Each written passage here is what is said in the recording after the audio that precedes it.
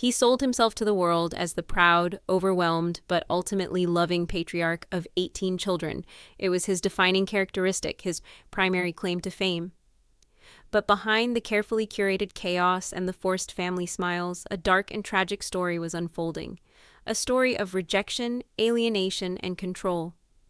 This is the story of the lost boys of the Brown family, a detailed account of how Kody Brown, the fun-loving TV dad, systematically disowned his own sons, waging a cold war of emotional neglect and psychological abuse the moment they grew from obedient children into young men who dared to challenge his absolute authority.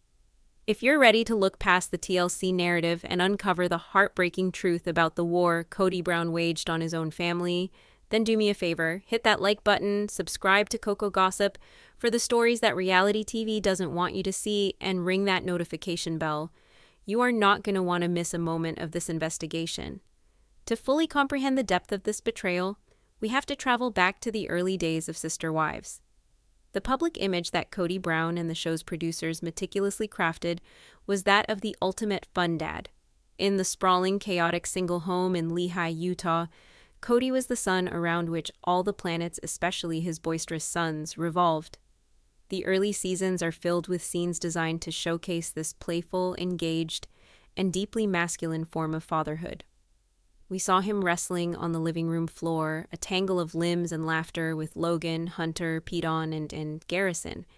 He was the coach, the playmate, the dispenser of goofy, often questionable life lessons. He took pride in teaching his boys to be men, leading them on camping trips, teaching them to ride bikes, and instilling in them a sense of family loyalty. This image was not just for show, it was essential to their mission. The Browns were on television to normalize polygamy, and a key part of that was demonstrating that a father could, in fact, be a present and loving figure to a massive brood of children. Kody was the living proof that this unconventional lifestyle worked. He was portrayed as the ultimate patriarch, a man who had built a tribe, a clan, a legacy. He would often speak with immense pride about his sons, about their strength, their potential, about carrying on the Brown family name.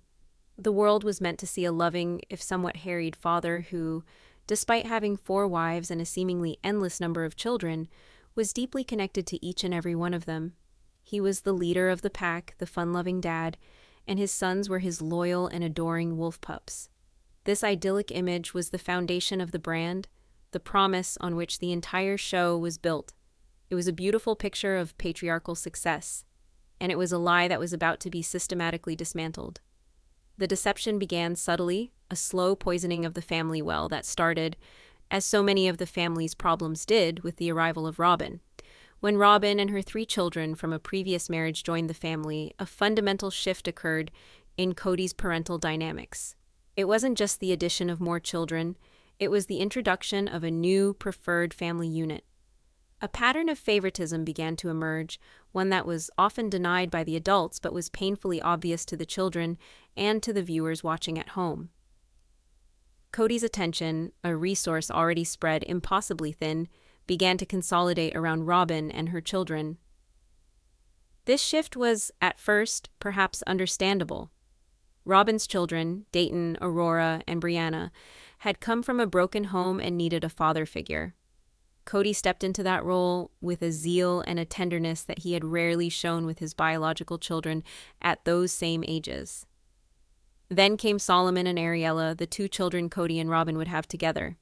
These were the tender-aged children, and Kody became a doting, hands-on father to them in a way his older kids, especially his sons, had never experienced. While his older sons were navigating the complexities of adolescence and young adulthood, Kody was busy playing dress-up with his youngest daughter and building Lego castles with his youngest son. The narrative we were shown was one of a father simply adapting to the needs of his youngest children, but a more cynical and, according to insider reports, more accurate interpretation is that Kody found fathering young, adoring children far more rewarding than fathering teenagers and young men who were beginning to develop their own opinions and challenge his authority. As the sons of Janelle and Christine, Garrison, Gabriel, and Pedon grew into men, they were no longer the playful wrestling partners of his youth. They had questions. They had critiques. They had their own lives and their own moral compasses, which did not always point in the same direction as their fathers. Kody, a man who craves adoration and unquestioning loyalty above all else, began to emotionally withdraw. His visits to Janelle's and Christine's homes became less frequent. The fun-loving dad was slowly being replaced by a distant, irritable figure who seemed to view his older sons not with pride, but with a growing sense of annoyance and resentment. The seeds of alienation had been planted, and they were about to be pottered with the accelerant of a global pandemic.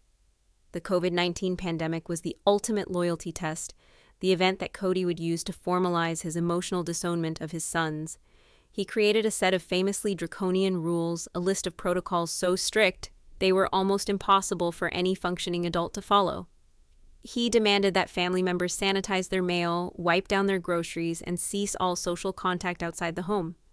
On the surface, he framed this as a desperate attempt to protect the family from a deadly virus. But the application of these rules revealed their true purpose. They were a tool to enforce absolute obedience and to isolate his favored family unit, Robyn and her children, from the rest of the clan, whom he increasingly saw as a threat. It was his older sons, particularly Janelle's sons, Garrison and Gabriel, who bore the brunt of his tyrannical new regime. They were young men in their early 20s. They had jobs. They had social lives. Garrison was saving to buy a house. Gabriel had a serious girlfriend. They were doing exactly what young adults are supposed to do, building their own independent lives. But in Kody's eyes, their normal, healthy behavior was not seen as a sign of successful parenting. It was seen as a direct, personal betrayal. Their desire to continue working and to see their partners was framed not as a reasonable choice, but as an act of rebellion, a declaration that they did not respect him, and, most damningly, that they did not care if they caused the death of other family members. Kody weaponized the pandemic to create an impossible choice for his sons.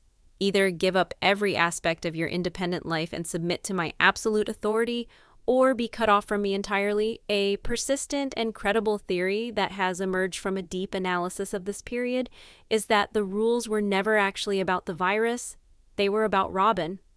Kody's primary obsession was protecting Robyn and her children, creating a bubble around them. He saw his older sons, with their outside social contacts, as a direct threat to the sanctity of that bubble. His rage was not the fear of a concerned father. It was the fury of a king whose commands were being questioned. He wasn't asking for caution. He was demanding fealty. And when his sons, who had been raised to be independent and strong-willed, refused to completely abandon their lives for his increasingly irrational demands, he did not see them as his children making adult decisions. He saw them as traitors. The Cold War had begun. The fun-loving dad was officially dead and buried, and in his place stood a paranoid monarch ready to excommunicate anyone, including his own flesh and blood, who dared to defy the crown. The stage was set for a betrayal so personal and so cruel that it would shock even the most jaded viewers and reveal the true depth of Kody's alienation from his own sons. The discovery of the depth of Kody Brown's emotional estrangement from his children was not a single event, but a slow, horrifying unraveling. However, there was one moment, one piece of evidence so raw, so undeniable, and so profoundly sad that it served as the point of no return for many viewers. It was the moment that the abstract concept of his neglect was made manifest in a single devastating act of parental failure. This was the birthday betrayal, a moment that exposed the truth more effectively than any screaming match or confessional ever could. The scene itself was almost mundane in its setup. Kody was on the phone with his son Gabriel, who was then a college student struggling to balance his education, his relationship, and his father's suffocating COVID rules. The conversation was tense. Kody was, as he so often was during this period, lecturing, hectoring, and demanding. He was pressing Gabriel about his exposure to the virus, questioning his choices, and generally treating him not like a son, but like a disobedient subject who needed to be brought to heel. Gabriel, for his part, was audibly trying to remain calm, trying to reason with a man who was clearly beyond reason. And then, in the midst of this argument, Kody casually mentions that he had contracted COVID himself, and his symptoms had been severe. He then begins to detail his experience, his misery, his suffering. It is at this moment that Gabriel's voice begins to break. He is emotional not because his father is scolding him, but because he is realizing the sheer magnitude of the disconnect between them. And then he delivers the emotional gut punch. He tearfully reminds Kody that the very day Kody had called him to talk about his own COVID experience was October 11th. He had to explicitly remind his own father what that date was. It was Gabriel's birthday. Kody, so wrapped up in his own grievances, so focused on his own narrative of betrayal, had not only forgotten his son's birthday, but he had called him on that day to unload his own emotional baggage, completely oblivious to the milestone he was trampling on. The camera then cuts to Gabriel's solo interview, and what we witness is one of the most heartbreaking moments in the history of reality television. This is no longer a reality TV character. This is a young man, a son, whose heart is being shattered in real time.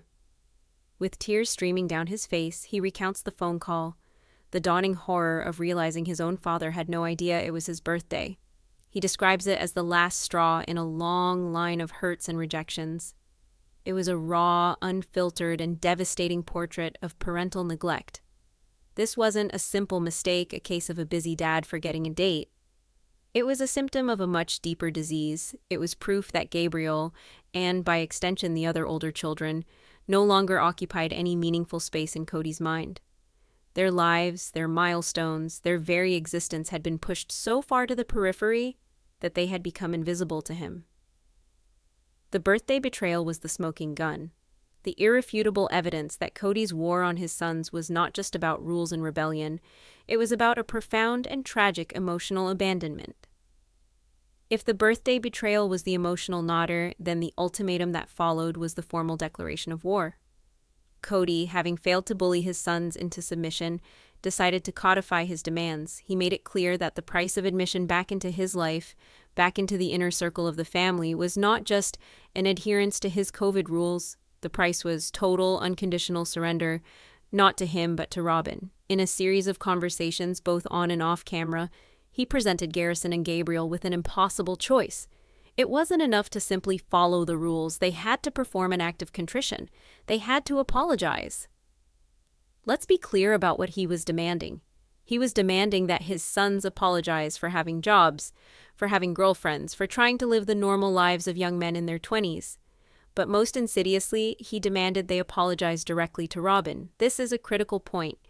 In Kody's increasingly distorted reality, his son's independence was not an affront to him, but a direct attack on his favored wife. He had positioned Robyn as the victim in this scenario, the one who was being threatened by their behavior. This was a masterclass in manipulation. By framing it this way, he was forcing his sons into a no-win situation. If they refused to apologize, they were proving that they were selfish and that they didn't care about Robyn's well-being. If they did apologize, they would be validating Kody's narrative and admitting fault for something they hadn't done. He took it even further. He demanded that they sever ties with their girlfriends. He was not just asking them to be cautious, he was asking them to end their romantic relationships to prove their loyalty to him. It was a demand so outrageous, so controlling, that it could only have been designed to be rejected. A prevailing and highly credible theory is that Kody never actually wanted reconciliation. He wanted a reason to justify the estrangement that he himself had created. By issuing an ultimatum that he knew his sons, as proud and independent young men, could never accept, he was engineering a situation where they would be the ones to make the final break. He could then wash his hands of the entire situation and claim the victimhood he so desperately craves. He could say, "I gave them a path back and they refused to take it. They chose their girlfriends over their family."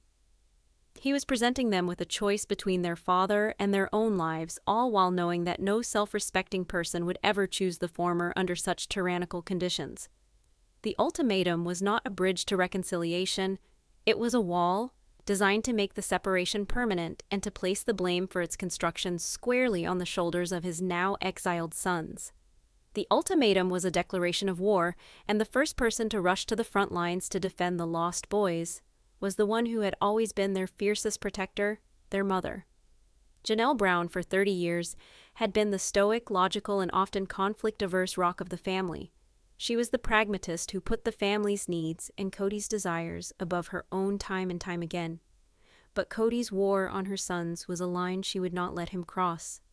The confrontation that erupted between Janelle and Kody was the inevitable, explosive culmination of years of her children being sidelined, and it solidified the irreparable fracture of the entire Brown family. The screaming match that took place in Janelle's small rental home, and later in her RV, was a turning point. Kody, in his typical fashion, was not there to listen or to find a solution. He was there to issue decrees and demand obedience. He berated Janelle for not supporting him, for not forcing their sons to capitulate to his demands. He accused her of choosing her children over her husband, a classic tactic of a controlling personality, framing a mother's natural love and protection for her offspring as an act of marital betrayal. For years, Janelle had tried to play the peacemaker, to find a middle ground between her husband's ego and her children's well-being, but that ground no longer existed. Kody had burned it to the ground. Pushed to the brink, the quiet pragmatist finally unleashed a torrent of righteous fury. When Kody demanded that she kick her own sons out of her house, a house that he rarely visited, Janelle's response was immediate and visceral. Her voice, usually so calm and measured, was filled with a mother's protective rage as she chose her side, definitively and forever. "They are my sons," she yelled, a simple statement of fact that, in the context of their family, was a revolutionary declaration of independence. It was Janelle, finally and irrevocably, drawing her line in the sand.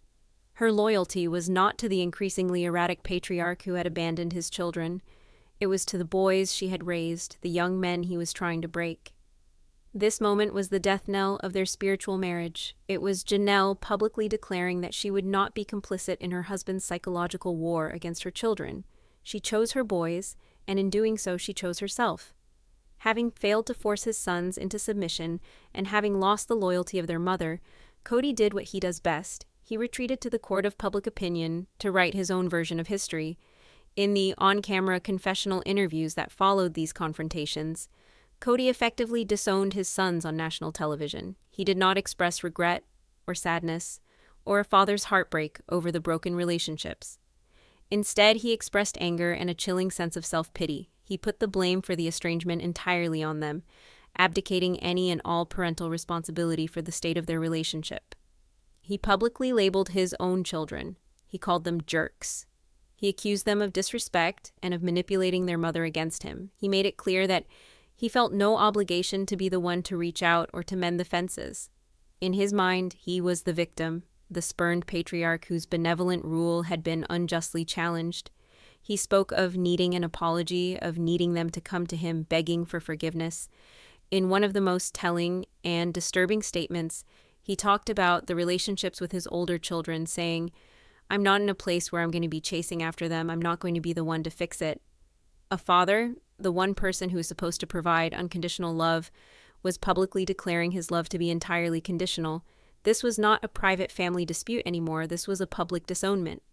Kody used the platform of a national television show to assassinate the character of his own sons, to paint them as the villains in a story where he was the only hero. He made no effort at reconciliation. In fact, he seemed to relish the conflict, using it to further justify his retreat into the safe, adoring bubble of Robyn's home. The confrontation was over. Janelle had chosen her sons, and Kody, in response, had chosen to publicly cast them out, not just from his home, but from his heart.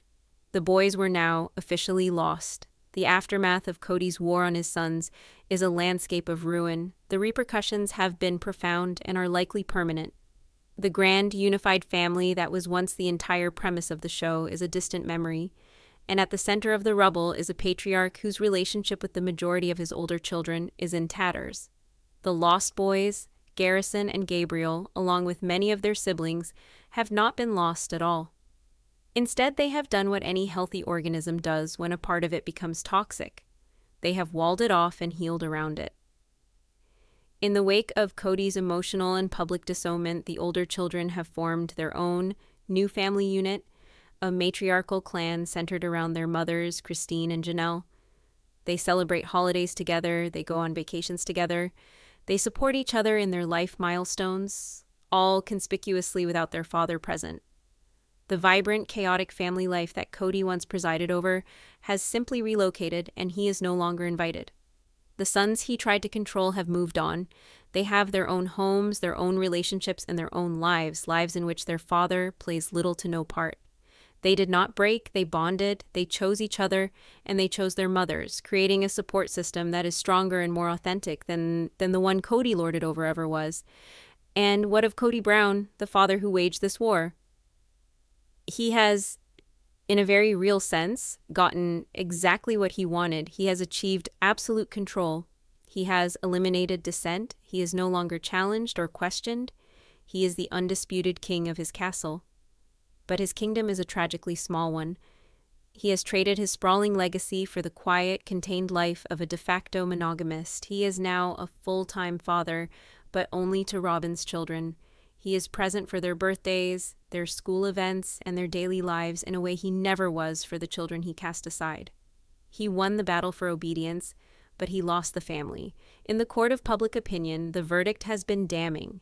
Kody Brown is no longer seen as the flawed but loving patriarch. He is widely viewed by the public not as a patriarch at all, but as a failed father, a man who allowed his ego and his favoritism to destroy the very thing he claimed to value most.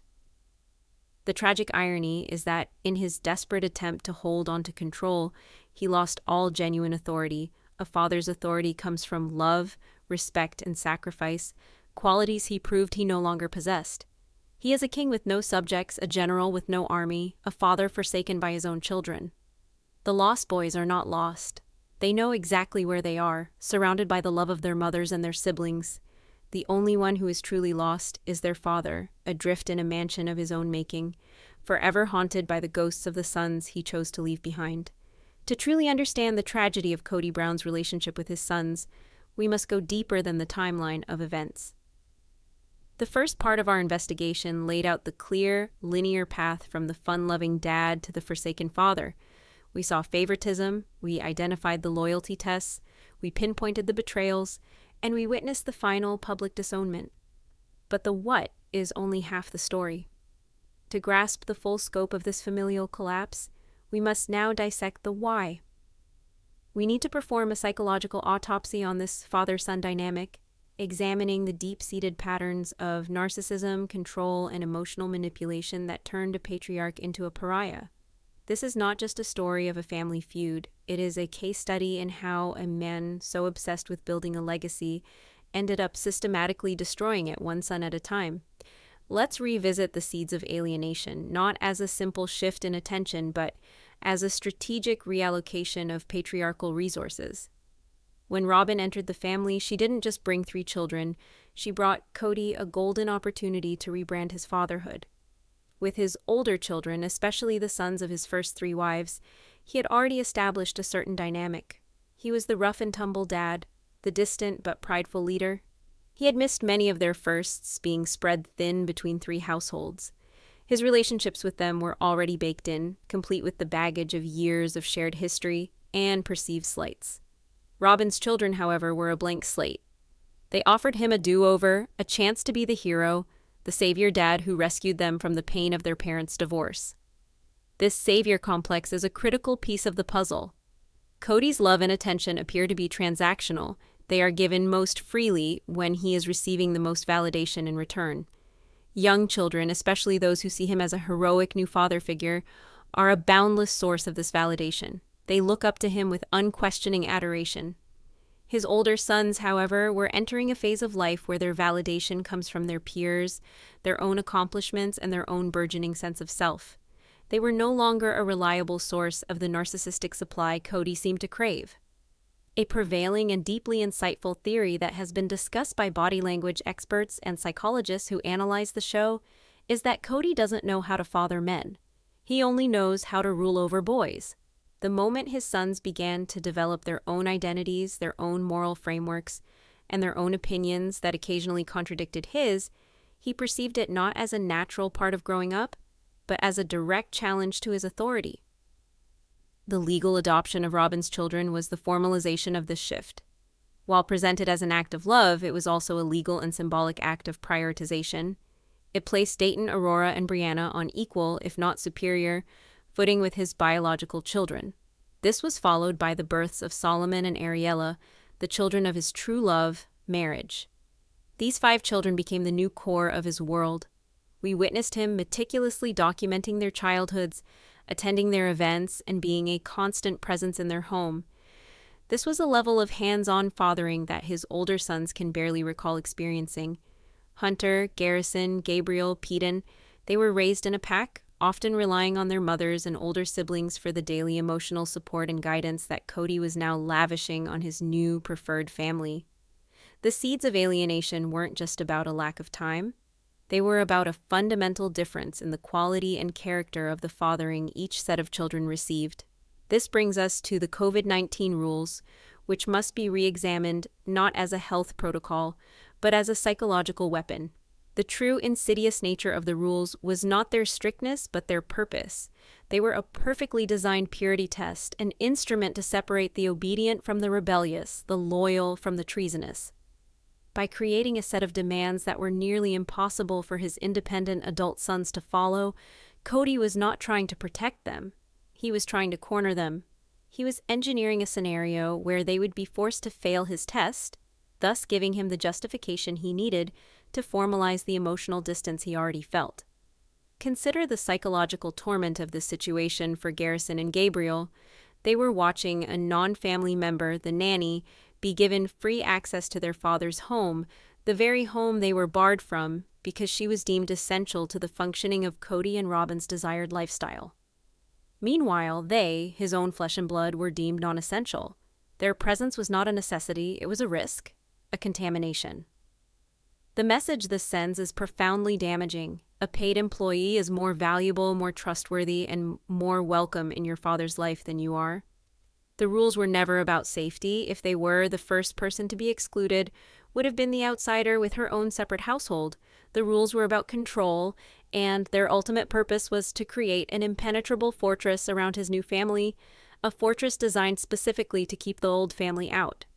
His son's refusal to abandon their lives was not the cause of the rift. It was the excuse Kody had been waiting for to make the rift official. Now, let's place the birthday betrayal under a psychological microscope. This was not a simple memory lapse. It was a profound demonstration of what psychologists call narcissistic objectification. In Kody's mind, his children, particularly the older ones, often seemed to exist not as separate, autonomous individuals with their own feelings and experiences, but as extensions of himself, or as characters in his own life's drama. Their purpose is to reflect well on him, to obey him, to validate him. When they cease to serve that purpose, their individual humanity begins to fade from his view. Gabriel's birthday was, to Gabriel, the most important day of his year. It was a marker of his existence. To Kody, it was simply a Tuesday, a day to nurse his own grievances and demand sympathy for his own bout with COVID. The phone call was a masterclass in self-absorption. He wasn't calling to connect with his son, he was calling to perform his own suffering. Gabriel's tearful breakdown was not just about a forgotten birthday. It was the agony of a son realizing, in that moment, that he is no longer a real person in his father's mind. He is an object, a prop, and a frustrating one at that. He had been rendered invisible. This single act of forgetting was more eloquent than 1,000 angry words. It was a quiet, devastating confirmation of what all the lost boys had been feeling for years. They didn't matter anymore. Their father's emotional bandwidth was now completely consumed by his new family, and there was simply no room left for them. The ultimatum to apologize to Robyn must be understood as the strategic masterstroke of a manipulator. A demand for an apology is not about reconciliation, it is about the transfer of power. By demanding that his sons apologize to Robyn, Kody was attempting to force them to accept his distorted version of reality. In this version, Robyn is the fragile victim, and they are the aggressors. For Garrison and Gabriel to apologize would be to admit that their desire for autonomy was a malicious act. It would be to validate Robyn's perceived victimhood and to accept their own designated role as the family villains. It is a psychological trap from which there is no escape. Refusing the apology proves their guilt and hard-heartedness. Accepting the apology means sacrificing their own truth and integrity. This tactic is a hallmark of narcissistic family systems. The narcissist creates a problem, blames others for it, and then demands an apology from the very people they have wronged as a precondition for forgiveness. It allows the narcissist to maintain control, to rewrite history, and to avoid any and all accountability for their own destructive behavior. Kody wasn't trying to build a bridge. He was trying to force his sons to grovel, to crawl back to him on his terms, admitting a fault that was never their own. His demand was not a path to healing. It was a demand for unconditional surrender to his narrative. It was the final, cruel test, designed to ensure that his sons would choose their own self-respect, allowing Kody to then paint them as the ones who walked away. It was the perfect, self-sealing justification for a disownment he had long since decided upon. Janelle's transformation from a passive partner into a fierce defender was nothing short of seismic. For decades, she had operated as the family's shock absorber. She was the one who smoothed things over, who compromised, who put the group's needs ahead of her own feelings to keep the peace. She had tolerated Kody's long absences, his emotional neglect of her, and his blatant favoritism toward Robyn, all under the guise of being a team player. But the war on her sons was a different kind of battle. It was not about her own feelings of neglect. It was about the active psychological harm being inflicted upon her children. And that was a line that awakened a part of her that had been dormant for 30 years. Her scream, "They are my sons," was more than just a statement of fact. It was her personal declaration of independence. It was the sound of a woman finally realizing that her primary covenant was not with the husband who had betrayed her, but with the children she had brought into the world.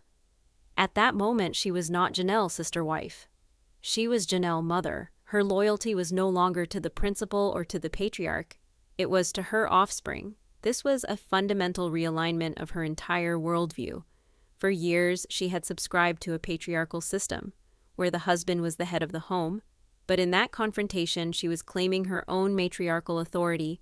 She was declaring that her home, the one she paid for and maintained, would be a sanctuary for her children, not a place where they would be abused and disrespected by their own father. It was the moment she took back her power, choosing the unconditional love of her children over the conditional, transactional affection of her husband. Kody's decision to use the TLC platform to publicly shame his sons is perhaps the most chilling aspect of this entire saga. A father's role is to protect his children. Kody inverted this role entirely, using his position of power and his public platform to attack them. The confessional interviews became his personal propaganda machine. He knew that Garrison and Gabriel had no such platform. They could not go on national television to defend themselves, to tell their side of the story. It was a completely asymmetrical form of warfare. He could shape the narrative, edit the reality, and present himself as the long-suffering father of a handful of ungrateful jerks. This act of public disownment is a profound form of emotional abuse. It sends a clear message to the child: not only do I not love you, but I want the entire world to know that you are unlovable. It is an attempt to isolate them, to turn public opinion against them, and to validate the parents' own cruel behavior. Kody's on-camera performance was not one of sadness or regret. It was one of righteous indignation. He was not a father mourning a broken relationship. He was a king blacklisting traitors from the realm. He showed a stunning lack of empathy, a complete inability to see the situation from his son's perspective, or to acknowledge the deep pain he was inflicting. His weaponization of the camera was the final act of a tyrant, an attempt to control not just his family, but the very story of its collapse. He wasn't just excommunicating his sons from the family, he was trying to excommunicate them from the sympathy of the millions of people who had watched them grow up. In the final analysis, the aftermath of this war reveals the profound emptiness of Kody's victory. He stands today as the undisputed ruler of a tiny, isolated island, while a thriving continent of his own creation exists just across the water, a continent he is forbidden to visit. The new matriarchy, forged in the fires of his neglect, is a testament to the resilience of his children and his former wives. They have not been destroyed by his rejection, they have been liberated by it. They are now free to build a family dynamic based on mutual respect, genuine affection, and unconditional love, all the things that were absent in Kody's patriarchal kingdom. Social media provides a constant running commentary on this new reality. We see pictures of the OG kids gathering for Thanksgiving, for Christmas, for birthdays, a sprawling, happy, laughing group. The glaring absence in every single one of these photos is their father. He has been replaced. His role as patriarch has been rendered obsolete. He is no longer the center of their universe. He is not even a distant star. He is a black hole, a void they have all learned to navigate around. His legacy is not the grand celestial family he dreamed of, but a collection of broken relationships and a generation of children who learned the hard way that a father's love is not always a given. He is a cautionary tale, a man who had a kingdom and traded it all for a cage, a father who had 18 children and chose to be a father to only a few. The lost boys were never truly lost. They were simply set free. The only one who remains lost is Kody himself, a king in a quiet house, ruling over a kingdom of ghosts.